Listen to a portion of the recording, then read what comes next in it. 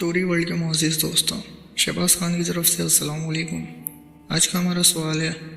اللہ پاک کے بارے میں ایک مسلمان کا جو عقیدہ ہونا چاہیے، اس کی معلومات نہ ہونے کی وجہ سے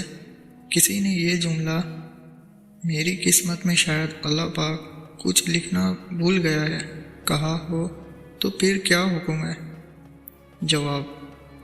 اس بارے میں علم ہونا چاہیے، اور جو جملہ کہا گیا ہے اس میں ایک ضرورت دینی کا انکار پایا جا رہا ہے جو کفر ہے۔ اگر کوئی ہمارے ملک پاکستان میں فوج کی مخالفت کرتا ہے اور فوج کو برا بھلا کہتا ہے، جب اس کو پکڑا جائے تو وہ کہے کہ مجھے اس بارے میں معلوم نہیں تھا، تو اس کی یہ بات سنی جائے گی یا اسے سزا دی جائے گی؟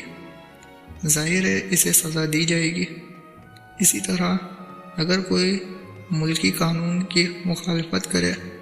یا بانی پاکستان قائد اعظم کی مخالفت کرے یا ان کی توہین کرے، جو ہمارے ملک میں قانوناً جرم ہے، اور وہ کہے کہ مجھے اس بارے میں علم نہیں تھا